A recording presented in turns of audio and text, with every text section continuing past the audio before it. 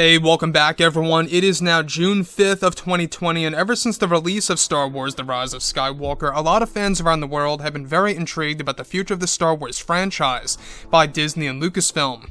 This is Mike Zero. Make sure to subscribe if you are new to the channel for future Star Wars content. Now, the one thing about Disney Star Wars is that we do know that both Bob Iger and Bob Chapek are really trying their absolute best in order to give us the best version of Star Wars possible. That's exactly what they want to do in order to really make the franchise the best it can be. You know, ever since the release of The Last Jedi and The Rise of Skywalker, we've seen a steady decline in how fans perceive Star Wars and exactly what they like about the franchise. So this is the good thing, is that we have over 10 years worth of Star Wars material under development. That, of course, includes live-action TV series and, of course, the new Star Wars trilogy of films that are currently being developed as we speak. Now, not just that, but also we have Bob Iger helping out with Bob Chapek to become the proper CEO of Disney that he needs to be. By the time 2021 arrives, which honestly ain't that far at this point, is when Bob Iger is going to depart completely from Disney, leaving Chapek to run everything Star Wars, Marvel, and more.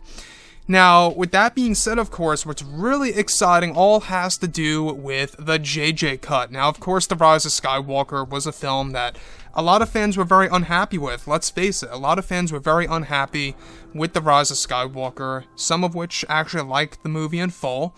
I myself, as an example, I actually like parts of the movie and hate other parts of the film. That's my best way to describe it. So, what's really exciting all has to do with Bob Chapek and how he will be handling the JJ cut. Now that both Disney and Lucasfilm are finished with The Rise of Skywalker, they are now focused on the new Star Wars trilogy of films, as well as the new Star Wars universe. Now, it's explained that both Bob Iger and Bob Chapek are working hard together as a team in order to create a better and brighter future for the Star Wars franchise moving forward.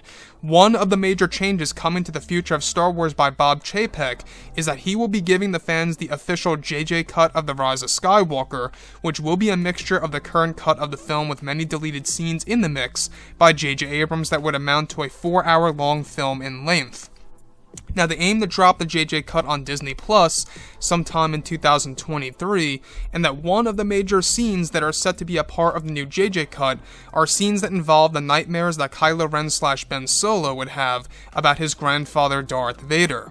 It's explained that originally J.J. Abrams shot nightmare vision sequences that Kylo Ren would go through of his grandfather Darth Vader, where he would fight Darth Vader in the dreams, where he would have a totally new design.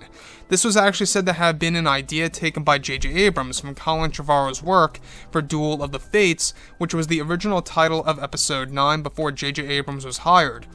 Additionally, the other sequences will involve new scenes of Rey Skywalker during her time on the world of Tatooine that will unveil her new Jedi Order and a new Jedi Temple that will be seen under construction by the Resistance and new Jedi students, where the original ending of Episode 9 was going to be more of an epilogue that would have taken place some months to a year after the Battle of Exegol that would show Rey's progress as a Jedi Master, that her new lightsaber at the end of the film would also originally was going to be a double-bladed lightsaber that would be both colored green and blue.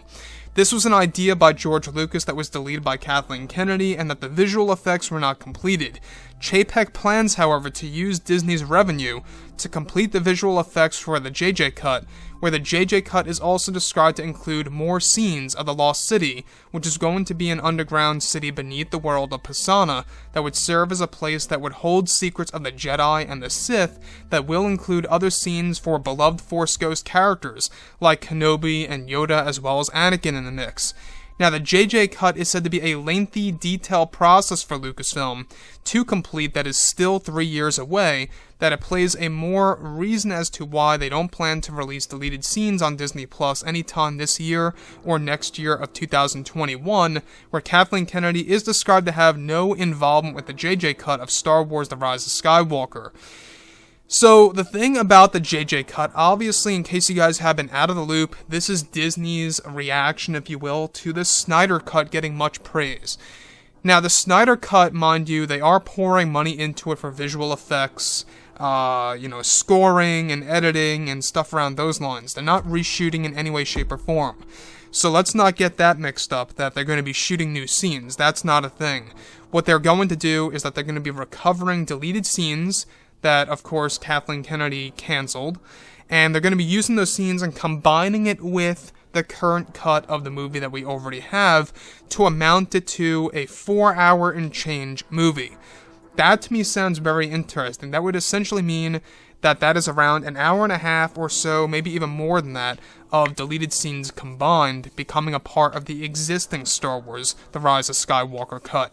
And I think it's going to be very interesting to see how they're going to format this. Is it going to be separated into episodes, or is it going to be just bundled into one movie, or is it going to be divided into different parts? So with that being said, guys, drop a comment below.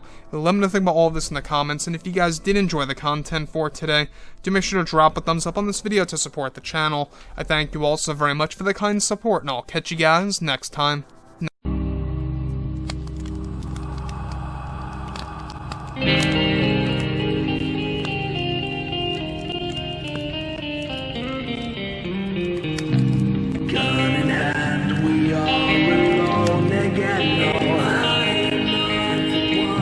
From night to moon, we hear them moans again.